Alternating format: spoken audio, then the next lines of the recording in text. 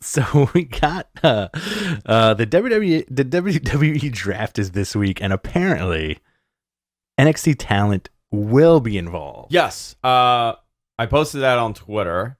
I was told that everybody's under the assumption that NXT talent will be involved in the draft. It's going to be one-sided. You're not going to get two sides. But don't be shocked if you see people from the main roster go down to NXT every now and then, like a Mandy Rose, someone like that. Yeah. But it's interesting because Hit Row is a name that people are throwing out there. LA Knight is a name that people are throwing out there.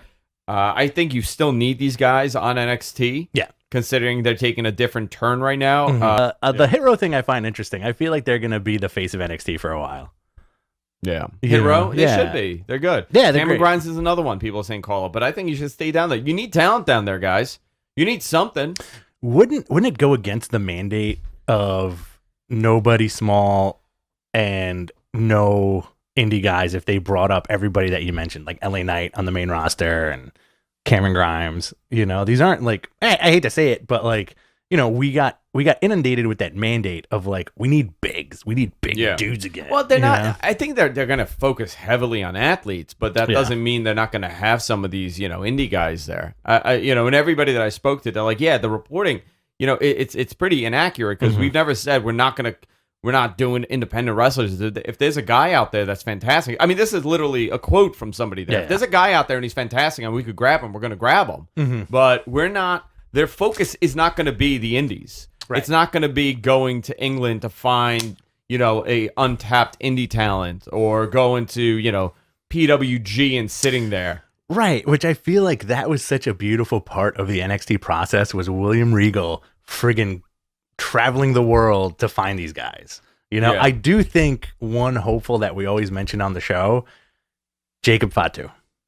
Jacob Fatu has a tremendous match this weekend. Yeah.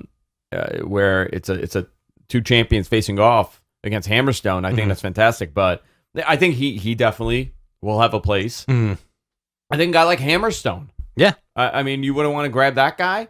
He's an indie guy. So the definition that they're going based on what an indie guy is, I think it's very different than how we're defining it. Yeah. Like we're not talking about just getting people that have never wrestled before. We're talking about guys and girls that have an athletic background, have a sports, like high level, collegiate level athlete background, or a professional athlete. They love to get football players, or like a Parker Boudreaux, or great example. Bodybuilders, that's another one. Just specimen. Riddick Moss. Riddick Moss is back. Yeah, that's a good example of this. I wouldn't be surprised if Mojo comes back in some capacity under a different gimmick. And I'm not saying I know that, but I'm just saying, based on what they're doing. And historically, and again, this is not a defense. I'm just repeating what has been said to me.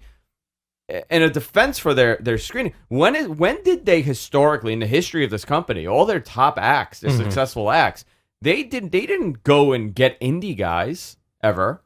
They went and got. Steve Austin was a football player. Rock was a football player. Kevin Nash was a basketball player.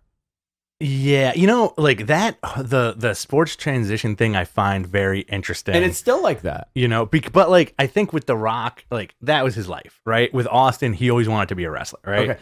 Roman Reigns, football player. Okay. Came up in the family. He wasn't an independent wrestler. Right. Like, they're not saying they don't want wrestlers. They're saying they're not going to follow the same procedure. Roman Reigns was a football player. Yeah. Baron Corbin. Baron Corbin was a football player. The Miz was a reality star. Fascinating. So right? fascinating. But look at it. John Cena was John Cena. Limited. He was always John Cena. He was a bodybuilder. I mean, John Cena was always John Cena.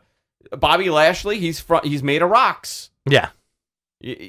Everybody was, and Biggie was a weightlifter. I think so. I think he was a powerlifter. Do you think Bobby Lashley just landed one day in the parking lot of FCW? No. Vince grew him like a meteor. Yeah, Vince grew him.